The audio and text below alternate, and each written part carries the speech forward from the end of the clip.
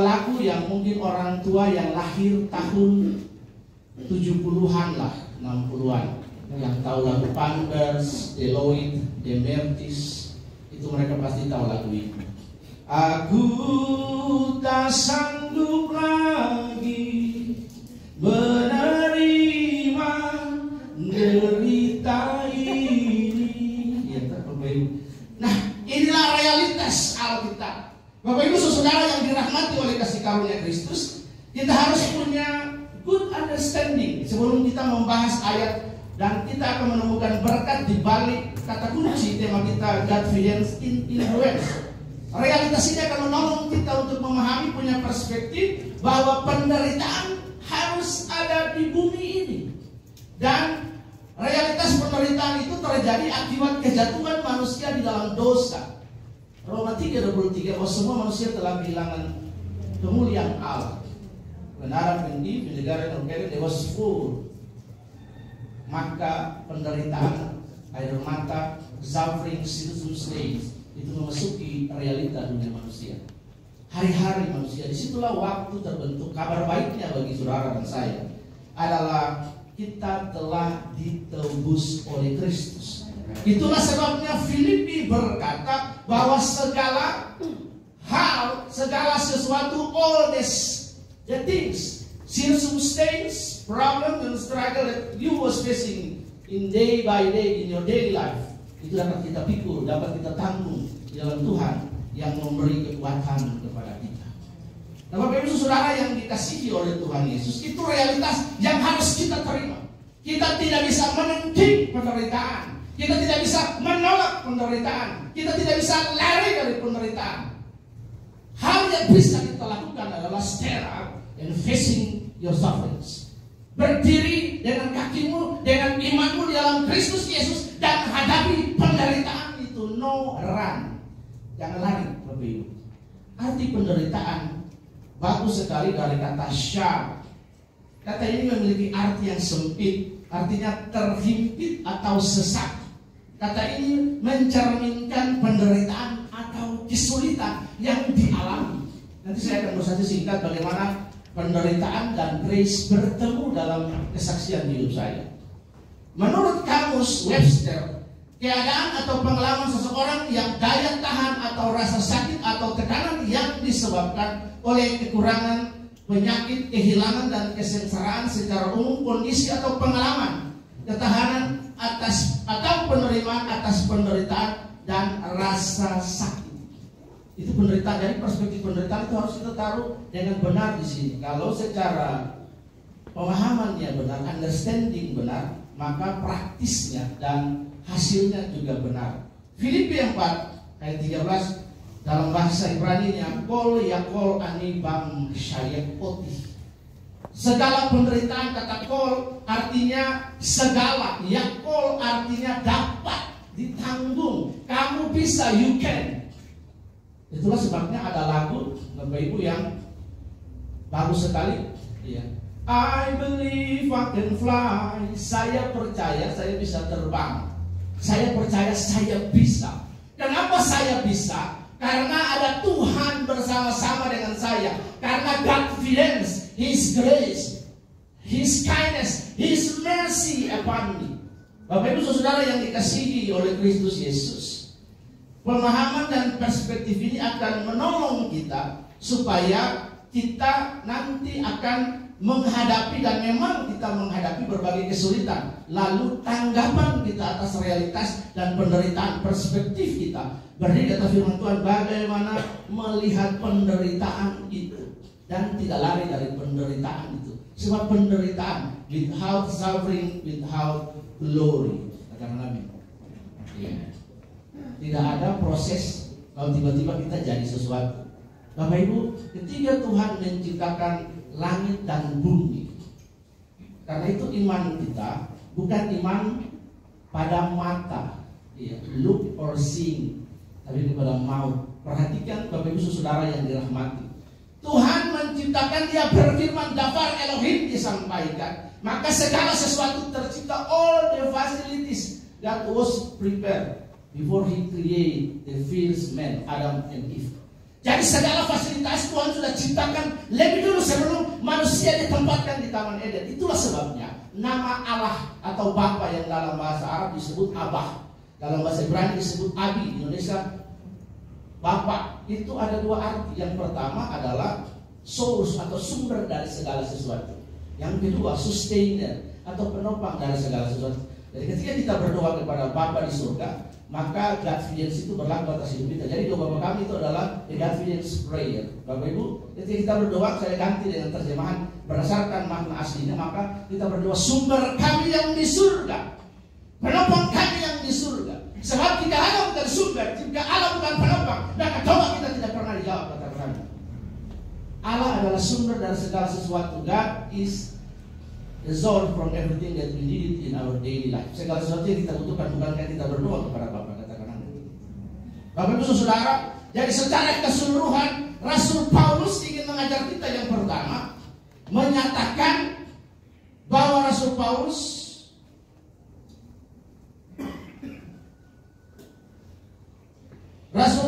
memiliki kemampuan untuk menghadapi segala sesuatu karena kekuatan yang diberikan kepadanya oleh Kristus yang menguatkannya. Jadi confidence in influence artinya yang pertama bahwa Rasul Paulus memiliki kemampuan. Bapak Ibu dan saya dan saudara semua yang ada di tempat ini yang dirahmati oleh kasih karunia Kristus memiliki kemampuan yang sama yang dihadapi oleh Rasul Paulus karena kekuatan yang diberikan kepadanya oleh Kristus Yesus yang menguatkannya.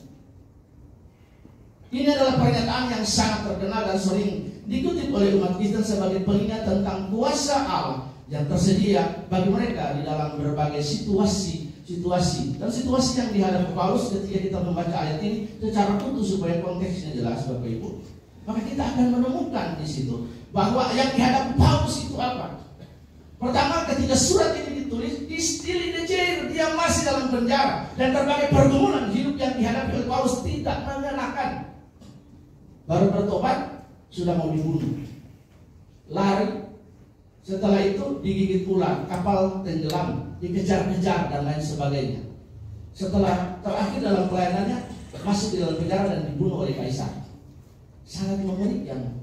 Tetapi Paulus di situ memiliki kemampuan, memiliki perspektif yang benar bahwa even I facing problem and circumstance, I have a God.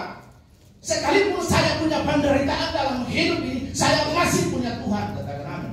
I believe God's in influence. Saya mempercayai penyediaan Allah, providensia Allah dalam hidup ini.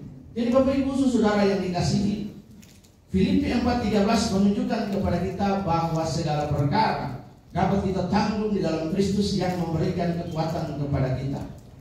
Dalam bahasa Ibrani kata ditanggung mengandung makna dikuatkan, to strengthen, memiliki kemampuan, have ability, supaya kita nggak cemas, kita nggak khawatir, kita nggak stres. Khawatir itu artinya merenau dalam Filipi ayat yang sama, ayat 6 Filipi pasal 4 ayat 6. Janganlah hendaknya kamu khawatir. Khawatir boleh, tetapi jangan sampai membunuh iman kita. Khawatir punya pengertian dua. Satu, artinya mengurangi kekuatan kita hari ini dan mengambil porsi hari depan yang menjadi God's domain atau menjadi milik Allah. Kita seringkali orang Kristen malu juga sama Bob Marley. Bob Marley lagu penggalannya gampang sekali, anak muda yang masih ingat. Don't worry about the things, cause every little things is gonna be alright. Jangan khawatir dengan hal-hal yang kecil, sebab semuanya akan baik-baik saja. Sebab kita punya Allah. We have a confidence in influence. Katakan amin. Bapak Ibu Saudara, memiliki kemampuan. Jadi ayat ini menegaskan bahwa di dalam Kristus kita memiliki kekuatan dan kemampuan untuk menanggung segala perkara yang kita hadapi. Kata yang digunakan yakol mengandung arti sanggup, mampu. Segala perkara dapat kulakukan, segala perkara sanggup kulakukan. Apapun itu. Dalam penjelasan tafsir Bapak Ibu, maka kata sanggup itu yang pertama menunjukkan kemampuan rohani kita diperoleh dalam Kristus Yesus. Terima kasih untuk positive leader. Ya, you are the man of God, guys. Teruslah dalam hadirat Tuhan, ya, supaya bisa membawa orang terus lebih masuk dalam penyembahan. penyembahan. Saya diberkati hari ini dan menikmati penyembahan. Ya. Menunjukkan kemampuan rohani yang diperoleh Kristus. Yang pertama, jadi kita akan memperoleh kemampuan rohani, divine ability, kemampuan rohani. Bagaimana untuk mendapatkan kemampuan rohani? Dengan menenggelamkan diri dalam firman. Roma 10 ayat 17. Iman timbul oleh pendengaran dan pendengaran akan firman Tuhan. Iman tidak timbul dari hal yang lain. Just word of God. Hanya firman saja, tidak ada hal yang lain. Firman Tuhan adalah pribadi Yesus itu sendiri. Yohanes 1 ayat 1. Pada mulanya firman itu bersama-sama dengan Allah, dan firman itu adalah Allah. Ia telah menjadi manusia dan tinggal di antara kita. Dan dia adalah terang. Bapak Ibu saudara yang dikasihi, yang kedua melambangkan kemenangan iman orang percaya. Sekalipun kita menghadapi penderitaan, maka kemenangan iman orang percaya di dalam Kristus oleh Godfidence itu. Yang berikut mengisyaratkan pencapaian tertinggi manusia dalam persekutuan dengan Allah. Sebab hanya penderitaan, hanya sufferings lah yang membuat manusia close to God. Tidak ada cara yang lain yang membawa manusia untuk dekat dengan Allah kecuali penderitaan dan proses. Karena itu Kristen itu identik dengan proses, Bapak Ibu. Dan bertahan sampai hari ini. Dimusnahkan, dihancurkan. Yang terakhir adalah penghancuran salah satu pusat kekristenan, yaitu di Konstantinopel atau Bizantium. Dan kalau Anda yang pergi ke Turki masih menemukan Hagia Sophia, itu ada sampai hari ini. Bapak Ibu yang dikasihi oleh Tuhan Yesus, inilah hal yang paling penting bagi kita. Jadi pencapaian tertinggi di dalam kita menghadapi persekutuan dengan Allah salah satunya by proses. Kalau semua santai-santai saja tidak ada proses, tidak mungkin kita menghadapi pencapaian yang tertinggi. Bapak Ibu lihat contoh Ayub. Ayub tidak kurang apa. Ayub menghadapi penderitaan bukan karena dia berdosa. Ayub pasal 1 ayat 1 menjelaskan betapa Ayub itu suci kudus saleh. Ada seorang laki-laki yang bernama Ayub di tanah Uz.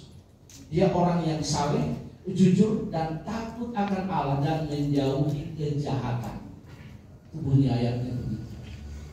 Sudah jujur, saleh, takut akan Tuhan, menjauhi kejahatan. Kurang apa rohaninya Ayub? Tapi penderitaannya itu sampai kepada titik nadir dari kemanusiaan. Dalam satu hari harta habis, 10 anak, 7 laki-laki, 3 perempuan habis. Dalam situasi seperti itu, are you still says God is good? Belum tentu. Belum tentu dalam situasi seperti itu, apalagi ditambah dengan istrinya berkata, kutukilah Allahmu dan matilah. Kalau bahasa Bali yang sederhana, mungkin orang Bali bilang baik bangku mati kamu. Seperti itu. Tapi Ayub menghadapi semuanya itu karena ada yakol, ada confidence dalam hidupnya, Bapak Ibu. Dia tidak menyangkal Allah dan berkata yang buruk. Ini bagaimana confidence berlaku dalam kehidupan orang percaya. Jadi firman yang saya sampaikan ini realitanya Bapak Ibu keluar dari gedung ini besok, lusa dan sebagainya dalam perjalanan waktu kalender masih kita day by day kita akan menghadapi pergumulan itu. Kita tidak bisa lari dari pergumulan kecuali inna lillahi wa inna ilaihi raji'un baru kita pulang. Ayub pada penderitaan seperti itu Ayub tidak mengeluh. Ayub juga tidak bernyanyi. Aku tak sanggup lagi menerima derita ini. Ya mungkin saja istrinya Ayub marah-marah juga. Ya, istri Ayub mungkin berkata, aduh jangan begitu lanjut saja hidup tiangnya. Iya, pulangkan saja aku pada ibu atau ayahku. Dia bilang, Pak, jadi tiang mulia nah. Jadi Bapak sih ngelah apa? Nah, seperti itu Bapak tidak punya apa-apa lagi. Ya, seperti itu. Tetapi di dalam situasi seperti itu Bapak Ibu, Ayub memiliki persekutuan yang dalam dengan Allah. Dan hasilnya kita bisa melihat pada Amsal, pada Ayub 41. Dari dalam badai Tuhan berfirman dan memulihkan Ayub. Jadi jangan pernah menolak badai. Di saat badai bergelora, ku akan terbang bersamamu. Bapa kau raja atas semesta, ku tenang sebab kau Allahku. Mazmur 121 ayat pertama dan ayat kedua. Aku melayangkan mataku ke gunung-gunung, dari manakah datangnya pertolongan? Bahwa pertolonganku datang daripada Tuhan yang menjadikan langit dan bumi. Ada banyak hal yang bisa kita jadikan penolong dalam hidup kita. Orang kuatkah, orang berpangkatkah, kekayaan, kepintaran, gelar dan lain-lain kah? Bisa. Tapi hanya satu-satunya penolong kita yang identitasnya jelas, Pencipta. Kata lainnya adalah Bapa, yang artinya sustainer, yang artinya sumber. Jelas. Yang lain tidak jelas. Kalau kita berkata, dia punya mata tidak bisa melihat, kaki tidak bisa berjalan, telinga tidak bisa mendengar. Itulah sebabnya ketiga Elia berkata kepada para nabi yang menyembah Baal, "Come on guys, lebih keras lagi menyembah Tuhanmu. Siapa tahu Allahmu sedang berpergian, atau Allahmu sedang tidur, atau dia sedang melakukan perkara yang lain. Tapi kita punya Allah jelas." Ini yang harus kita lihat. Pencapaian tertinggi kita adalah persekutuan dengan Tuhan, dan cara satu-satunya adalah melalui sufferings. Segala perkara dapat ditanggung, sebab tidak ada perkara yang tidak dapat ditanggung. Tuhan sungguh hebat mengunci proses hidup penderitaan manusia dengan memberikan ability dan kekuatan. Karena itu jangan pernah bilang, ya salib saya berat. Bapak pendeta, pergumulan saya sangat berat. Bapak Ibu, pergumulan kita berkata pencobaan yang kamu alami tidak jauh melampaui kekuatan ketika kamu dicoba, dia akan memberikan kemenangan dan jalan keluar. Ada satu proses yang disebut hematohidrosis. Dalam ilmu psikologi itu Grace tahu karena dia seorang psikolog, S1 psikologi ya, dia di Grace. Ya, kalau salah diralat. Nah, ada sebuah kondisi psikologi yang disebut hematohidrosis. Jadi orang itu stres tinggi sekali. Lalu pembuluh-pembuluh darah itu pecah. Ingat ya, Tuhan Yesus itu dui natur. Dia naturnya Allah sejati, naturnya manusia. Jadi dapatkah Allah stres? No. Dalam kemanusiaannya Kristus Yesus, itu dia mencapai tekanan sampai pembuluh-pembuluh darahnya pecah. Itu yang disebut hematohidrosis. Nah, orang hari ini kalau tanpa Tuhan Yesus di dalam hidupnya, ketika dia mengalami stres, without God in his life, ulupati. Harus berdoa di Jemberan, sebab di Jemberan ini ulupati banyak orang gantung diri terlalu banyak di Jemberan, darah tertumpah banyak. Dia saking stresnya, maka dia bunuh diri. Tuhan Yesus dalam melewati proses yang disebut hematohidrosis sampai pembuluh darah pecah. Jadi kita yang bukan Tuhan Yesus, kita ketika mengalami tekanan dan stres, datang kepada Tuhan. Sebab kalau kita berkata pencobaan yang kamu alami, pencobaan biasa yang tidak melampaui kekuatan. Jadi kalau hari ini stres, pusing dan lain-lain, datang kepada Tuhan. Jangan ambil jalan pintas. Tali mana tali? Baygon mana baygon? Bapak Ibu, amin. Datang kepada Tuhan. Makanya itu perhatikan. Saya kemarin ada dengar satu orang Kristen itu lucu sekali, dia punya lagu di HP-nya. Ya, melajah kebatinan. Apa itu? Apa pangbudu-buduhan itu? Lucu saja. Harusnya lagu-lagu yang meningkatkan iman dan faith, katakan amin. Yang mau mengalami confidence in influence, angkat tangan.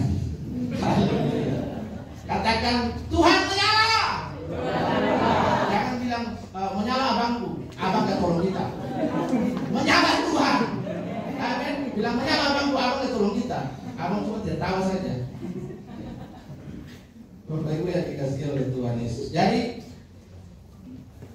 ada sebuah konsep yang menjelaskan tentang confidence ini,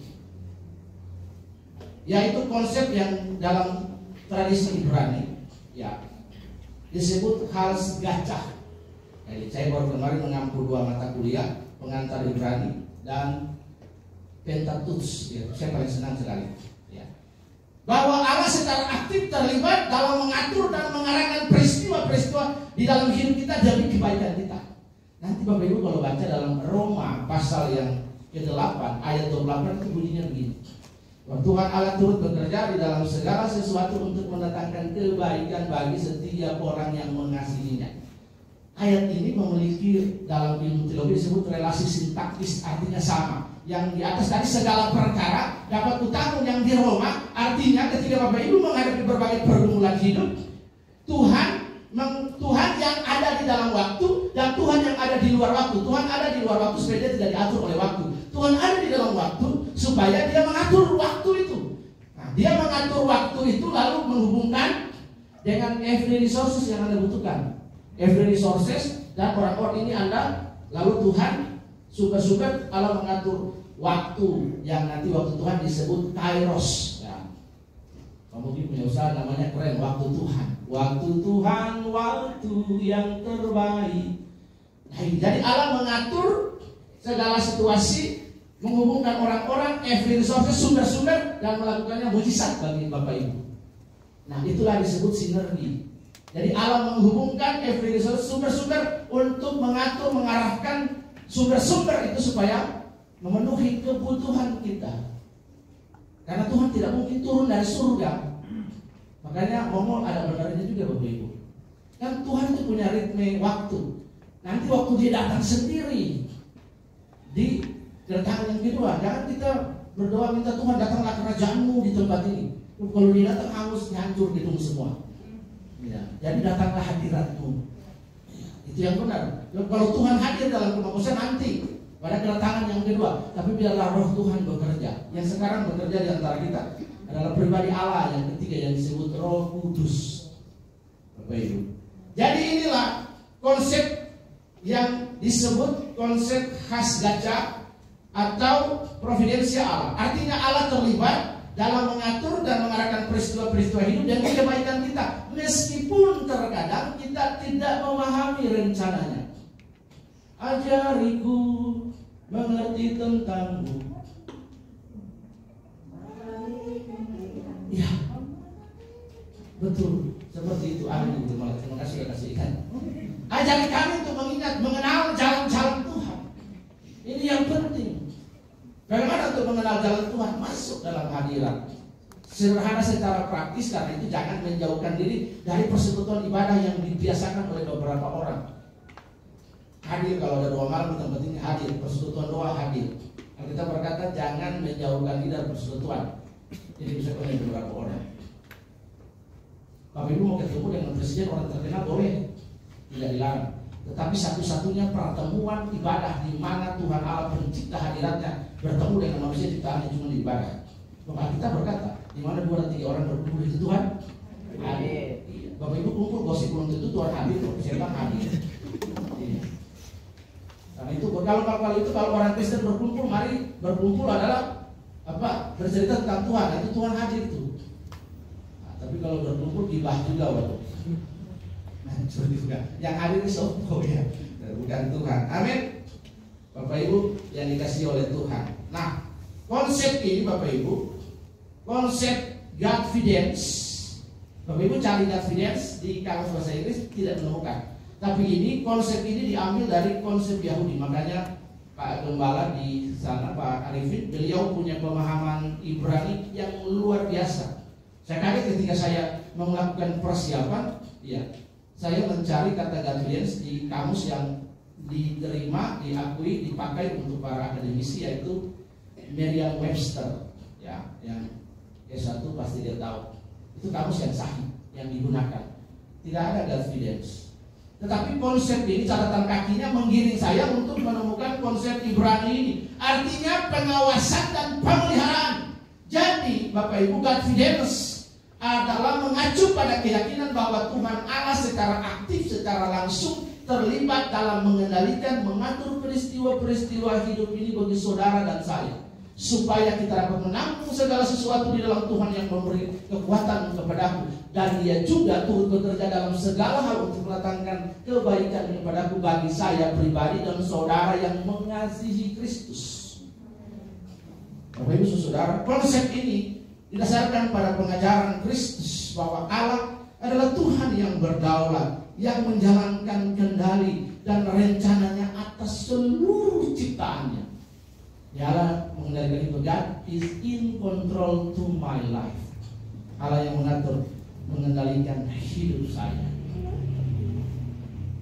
God's influence juga adalah keyakinan bahwa Allah tidak saja menciptakan dunia, tetapi juga terus-menerus terlibat dalam memelihara, mengarahkan, mengendalikan segala sesuatu yang terjadi dalam hidup kita, baik besar dan kecil. Ini yang penting supaya kita punya pemahaman bahwa kita punya Allah itu bukan Allah yang tiba-tiba kita meronjol. Bapak Ibu, kalau di dalam Mazmur 139 ayat 14, kejadianku dahsyat dan ajaib, benar-benar ajaib, hatiku memuliakan Tuhan. Bahwa kejadianku dahsyat dan ajaib. Kalau kita dijadikan oleh Tuhan dengan dahsyat dan ajaib, maka hidup kita juga dahsyat dan ajaib. Perjalanan kita dipelihara oleh sang keajaiban. Dan Tuhan gak sekedar iseng ciptain kita gitu, tiba-tiba Roy ada di sini. Enggak. Tuhan sudah desain, Tuhan sudah mengatur. Ada ritme Allah dalam hidup ini, Bapak Ibu. Jadi ini yang kita lihat, Bapak Ibu, dalam hidup ini. Bahwa hal-hal yang kecil, hal-hal yang besar dalam hidup ini dalam pengendalian Allah, dalam ritme Allah. Karena itu mari kita saudara, kita selangkah, kita semakna dengan Tuhan dalam berbagai peristiwa hidup ini. Bukankah grup band anak muda yang terkenal itu The Massive adalah sebuah lagu tentang ini, syukuri apa adanya, hidup adalah anugerah. Amin. Kadang-kadang memang lebih Kristen dari kita loh. The Massive lebih Kristen dari kita, karena syukuri apa adanya. Puji Tuhan, tadi di sini luar biasa. Akhir bulan minggu ke-6 lagunya luar biasa. Tetap bersyukur atas anugerah Tuhan. Saya nggak tahu di sini memang nggak pernah ada. Di tempat lain mungkin saja ya. Awal bulan pertama darah masih segar, Bapak menulis semangat memuji Tuhan. Ya, lagu-lagu terakhir, lagu-lagu suffering penderitaan, Tuhan tolong saya, Tuhan berkati saya. Tapi tadi mantap. Jadi pujian tentang semua merujuk kepada pribadi Tuhan. Ya. Jadi jangan sampai kita ikut lagu itu tergantung situasi. Karena ini sekarang tanggal ini dompet kering ini. Ya, belum tanggal 1, jadi lagunya kita sesuaikan. Tuhan, ya, kasih saya. Oh Tuhan, air mata mengalir keluar semua. Iya, haleluya. Oh, kalau Tuhan bilang ini pun. Jadi lagu-lagu tetap semangat apapun yang kita hadapi, Bapak Ibu. Jangan pernah menyerah atau berputus asa. Mujizat Tuhan ada saat hati menyembah. Jangan pernah menyerah atau seperti itulah Bapak Ibu. Bapak Ibu lihat, amin. Jadi jangan pernah katakan di sebelah, jangan sedikit-sedikit ngeluh, katakan di sebelah. Ya, jangan sedikit-sedikit ngeluh, jangan sedikit-sedikit ngomel. Saya menceritakan kesaksian singkat sebelum saya closing dengan kesaksian bagaimana anugerah dan penderitaan itu bertemu. Jadi Bapak Ibu, adik saya ada di sini, dia namanya Ricky, ya, dia kerja di sebuah perusahaan besar sebagai kepala bidang IT di situ, karena dia kakak tingkatnya seniornya Kak Michael, sama-sama di Stikom. Dia mengalami operasi angkat batu di lubang kencingnya, begitu sudah selesai. Saya harus bolak-balik untuk menemani dia dan tanda tangan untuk operasi. Di saat yang bersamaan saya harus rewang juga di kakak ipar. Di saat yang bersamaan, satu waktu bersamaan, saya harus mengampu 2 mata kuliah secara bersamaan bergantian. Membuat emosi saya, pikiran dan lain waktu dan tenaga itu terkuras. Tetapi di dalam segala sesuatu saya tutup mulut saya, kunci. Saya nggak mau banyak ngomong lah. Saya lakukan saja, saya pergi. Saya minta izin telepon bapak mertua, saya belum bisa hadir karena saya temani adik operasi. Bu Eninya pergi sama Pak Mugi, puji Tuhan. Lalu setelah itu saya temanin adik, pulangnya jam 2 pagi. Sampai di negara, operasi selesai, kita pulang, kita minta tolong anak panti, ya thank you, anak panti untuk menemani. Lalu setelah itu Jumat juga saya harus mengajar juga. Waktu tersita membuat saya emosi. Menguras emosi. Saya tidak emosi tapi menguras emosi. Di atas segala sesuatu itu anugerah Tuhan ada. Saya tidak percaya bahwa ada kebetulan dalam hidup. but everything designed by God. Semuanya dikendalikan oleh Tuhan. Tiba-tiba Bapak Gembala di tempat ini saya tiba-tiba baca WA untuk membawakan firman. Sebelum beliau sampaikan tema itu saya sudah mengkhotbahkan, tetapi judulnya bukan Godfidence. Saya punya khotbah itu judul Anugerah dan Penderitaan Bertemu ya dalam kesaksian hidup yang saya alami, Bapak Ibu. Dan di situ saya mengalami kemenangan dan kemerdekaan atas berbagai situasi yang saya hadapi. Karena itu 10 menit ini konsep kita tentang Godfidence yang pertama adalah kelewatan dan kontrol Tuhan. Baik dalam konsep Godfidence ini, Tuhan dipandang sebagai penguasa yang berdaulat dan memiliki kendali penuh atas seluruh ciptaan. Ini menekankan bahwa Tuhan tidak hanya menciptakan dunia, tetapi secara aktif terlibat dan memelihara dan mengendalikan berbagai peristiwa, menghubungkan berbagai sumber-sumber untuk apa? Supaya saudara mengalami terobosan, saudara mengalami kesembuhan, saudara mengalami pemulihan dalam hidup. Rencana Tuhan melalui Godfidence influence ini mengakui bahwa Tuhan memiliki rencana dan tujuan yang penuh hikmat di balik segala sesuatu yang terjadi. Segala yang terjadi lebih mendekatkanku, mengenal akanmu selalu. Jadi jangan buru-buru menolak penderitaan, sebab di balik penderitaan itu ada kemuliaan, ada berkat. Perkataan yang paling terkenal dari Dr. Timotius Arifin adalah, kalau di situ orang lempar kamu dengan tai sapi, di situ ada sapi. Yang mau punya sapi angkat tangan, haleluya. Tuhan Yesus, tidak ada yang mau sapi kok. Yang mau sapi angkat puji Tuhan, Bapak punya sapi. Artinya berkat Tuhan, amin. Jadi ini Bapak Ibu yang dikasihi oleh Tuhan. Nah, kepercayaan kepada Tuhan membuat kita bersandar dan berserah pada Tuhan, percaya bahwa Ia akan memelihara dan memimpin kita melalui seluruh tantangan kehidupan kita. Tuhan berdaulat, Tuhan terlibat secara aktif untuk menolong kita. Bapak Ibu saudara yang dikasihi oleh firman Tuhan. Karena itu untuk mengalami Godfidence ini jangan buru-buru kita menolak proses dan hidup. Berdiri, hadapi proses hidup dan katakan, saya punya Tuhan yang memberikan kemampuan dan kesanggupan dan kekuatan kepada saya. Tuhan Yesus memberkati kita. Mari kita berdoa. Kalau kita menjalankan hidup kita dalam